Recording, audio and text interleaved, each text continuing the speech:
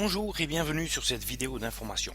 Je ne sais pas ce qu'on a pu vous dire me concernant, mais si vous pensez voir un clip ou un fait divers, je vous propose de refermer cette fenêtre et de vaquer à vos occupations. Je vais vous parler de la vie, de vous, de moi, de nous. Nous vivons dans un monde formidable, tout est à disposition. On pèse sur un bouton, que la lumière soit. On tourne une clé et hop, nous voilà transportés sans fatigue à 10 km de chez soi. On prend un appareil dans les mains et nous pouvons nous entendre ou nous voir à des kilomètres, à toute heure et n'importe où, sans fil, juste une simple connexion satellite. En voilà des mots, juste une simple connexion satellite. Que diraient nos arrière-grands-parents s'ils revenaient aujourd'hui? Tout est si simple, si facile. Mais il y a une question que chacun ne se pose pas assez. À quel prix?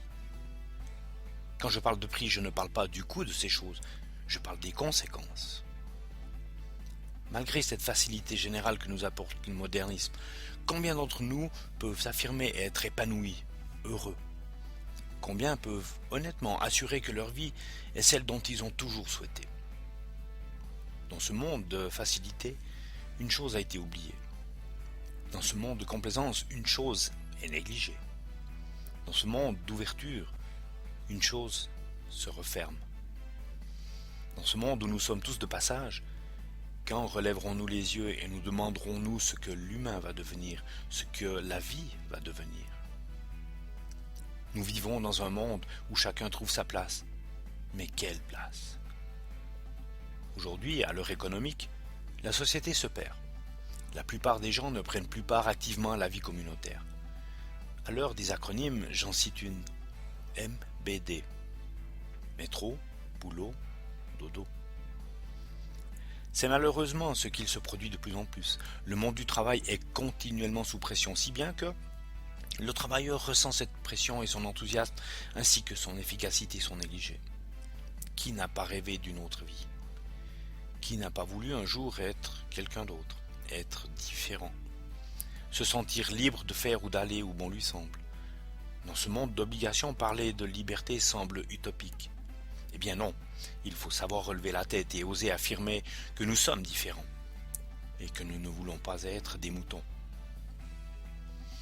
Pourquoi certaines personnes ont tout ce qu'elles veulent? Pourquoi certaines personnes semblent tout réussir? Dans notre éducation, certaines valeurs nous sont enseignées. Ce que nous ignorons, aussi incroyable que cela puisse paraître, c'est que ces valeurs forment une barrière à notre progrès. Une barrière, pas un obstacle insurmontable. Nos parents, nos maîtres d'école, tous nos professeurs nous ont enseigné une forme de discipline. Cette discipline inculquée pendant des années fait que nous suivons une route toute tracée par nos parents et autres formateurs. Ce qui signifie que nous n'osons pas sortir des sentiers battus. Il est important de faire comme tout le monde, sinon on va se faire remarquer et on va se faire montrer du doigt. Mon Dieu, mais qu'en dira-t-on? Maintenant, la vraie question est: pourquoi? Qu'est-ce qui nous empêche de faire quelque chose de différent? Qu'est-ce qui nous empêche de devenir quelqu'un d'autre? Pourquoi devons-nous faire comme tout le monde? Le pouvoir. Qui a le droit de définir l'avenir de quelqu'un d'autre? Qui a le pouvoir de gérant sur l'humain? Qui a le savoir suprême pour vous guider? Un seul être a des droits sur vous. Un seul a reçu le pouvoir suprême. C'est vous. Votre corps est comme un monocoque et vous êtes le seul navigateur, vous êtes le capitaine de votre navire. Certes, une société se doit d'avoir des règles, mais elles doivent être respectées et c'est là les exigences d'une civilisation. Mais ces règles doivent aussi conjuguer avec l'individu. Chacun se doit de trouver sa place avec ses règles, comme le navire avec son port. Ce que nous devons comprendre, c'est que chacun, tel qu'il est, a la possibilité de choisir son chemin. Nous avons le pouvoir de choisir si nous allons oser le faire ou si nous voulons continuer à subir. Oser le faire n'est pas devenir marginal. Oser le faire signifie apprendre à changer. Oser le faire signifie devenir quelqu'un d'autre. Oser le faire signifie apprendre à devenir soi-même. Albert Einstein a dit: ce qui fait la vraie valeur d'un être humain, c'est de s'être délivré de son petit moi. Changez. Combien de fois vous êtes-vous demandé si votre chance viendra un jour? Combien de fois avez-vous espéré gagner à la loterie? Combien de fois vous êtes-vous posé la question de votre avenir? La chance n'existe pas. La chance est un prétexte pour les couards qui ne cherchent pas à s'améliorer. Il est tellement plus facile de jalouser la situation des autres que de mettre en route ce qu'il faut pour faire pareil. Toutes les possibilités nous sont ouvertes. Il suffit de choisir celle qui nous convient. Vous voulez des vacances? Eh bien, qu'à cela ne tienne, mettez votre moteur en marche ou hissez votre voile et allez chercher vos vacances. Vous voulez plus d'argent? Votre voile est là et le vent du changement est arrivé avec la personne qui vous a proposé cette vidéo. Vous voulez être indépendant? Faites confiance à la personne qui vous a envoyé cette vidéo. L'argent, les vacances ou l'indépendance ne vous intéressent pas? Qu'à cela ne tienne. Restez l'esclave de votre vie. Aucun être ne saurait se désintéresser soit de l'argent, soit des vacances. Quoi de plus jubilatoire que d'offrir des vacances de rêve à sa famille, faire plaisir à son entourage? Même si l'argent ne vous intéresse pas, il en faut pour choyer son foyer. L'avenir. Nos grands-parents ou arrière-grands-parents ont vécu la mise en place de la retraite. Selon les études, l'espérance de vie est en moyenne aujourd'hui de 82 ans. En commençant à cotiser à 25 ans jusqu'à la retraite, vous allez participer à la contribution pensionnaire pendant 40 ans. Les familles sont de moins en moins nombreuses. En prenant en compte de tout ceci, l'amalgame ne vous paraît pas pour le moins intriguant? Ce que vous payez à votre caisse de pension vous suffirait-il pendant 20 ans? Grâce à la médecine, l'espérance de vie grandit de plus en plus. Les familles deviennent de moins en moins nombreuses.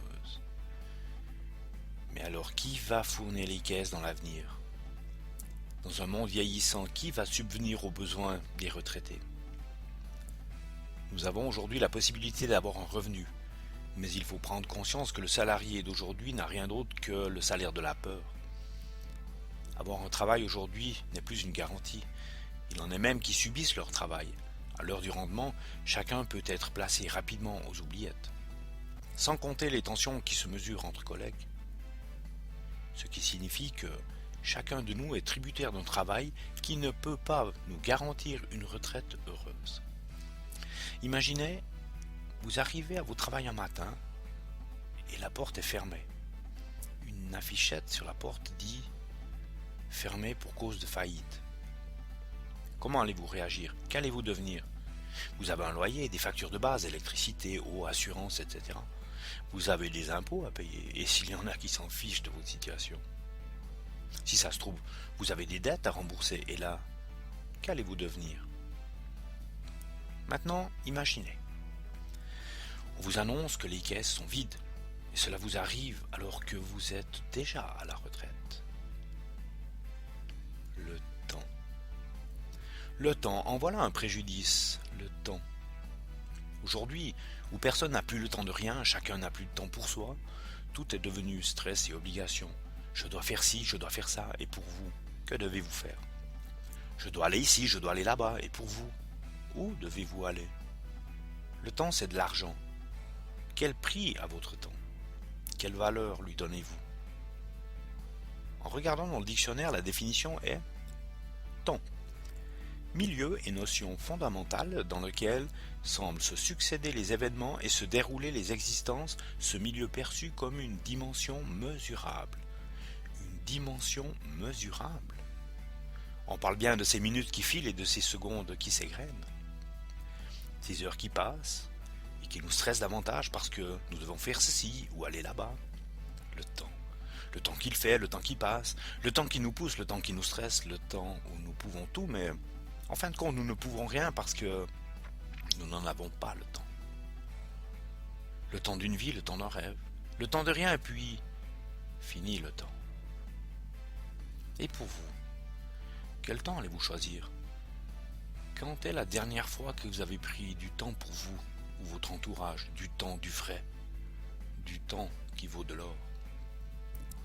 Si je vous donnais une liste de verbes apprendre, vivre, profiter, rêver, être, partir, pouvoir, faire, se reposer, voyager.